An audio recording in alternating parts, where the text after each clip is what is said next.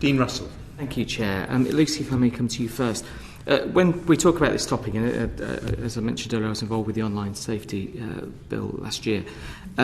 The thing that often occurs to me is the quote by Andy Warhol, which, in the future everyone will have 15 minutes of fame. And I often think, sadly, it's now 15 minutes of shame, because online it seems to be people are ashamed for how they look, what they say, what they don't say sometimes, but especially very much on their appearance. And I just wonder whether, not just the intolerance within society, but do you think that is being given credibility, that okayness, as it were, to shame people, is being given credibility by the fact that there's medical practitioners who are very, as we heard from Kim as our first witness, very quick to do procedures on people, especially those with body dysmorphia, and making it okay that actually you should change yourself to fit in? Certainly there is an environment now where that is made very easy, and adverts are targeted at people to promote this.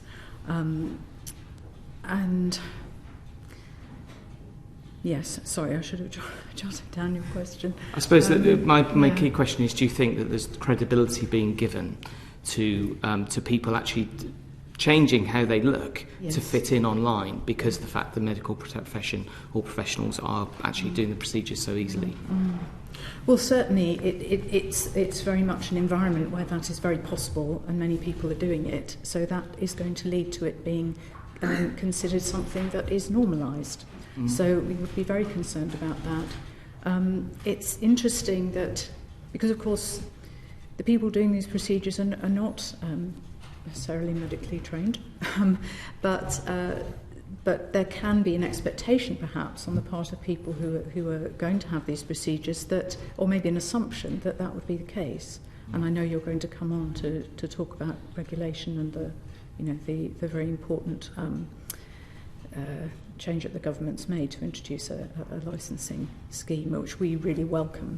And it is very important that the training and education that follows from that, and the consultation on that, should be thinking not only about physical harms, but about the mental health dimension of this, the psychological motivations, but also consequences. So we look forward to seeing how strong that can be. We also do feel, though, that app developers and social media platforms need to really be taking this very seriously. The harm is, it's absolutely there to be seen. There's no way that research of the type that we might look to be in place before action is taken on certain issues, that can't possibly keep up with the developments in this technology. So we would, at the Mental Health Foundation, encourage the adoption of the precautionary principle and say that on the balance of the evidence, we do know about the harms that already exist in relation to this issue, that action needs to be taken in a precautionary way. We don't want to see more and more harm accumulating from this issue, when actually we do have opportunities to help to prevent some of that. And may I ask just a very brief question, just in terms of practicalities? If somebody's sat at home, what happens to be watching this select committee, and they're feeling like they don't like how they look and want to do something, perhaps have some surgery or non-invasive or other activities to change their look, what would you say that they should do? Who should they speak to? What's the process that practically they should go down? First of all, we would suggest that they talk to a friend, somebody they trust, about how they're feeling. If they can also, other things that people can do is sort of mute certain apps or come off certain social media if they find that actually they reflect on how it's making them feel, and they feel that it's negatively affecting them, to take action there. If talking to somebody trusted that doesn't help, then of course we would encourage people to go to their GP. It is possible, depending on how severe this feeling is, that sometimes things like cognitive behavioural therapy can be helpful. Obviously, that's not something we'd say everybody would go straight to that, because it is a process.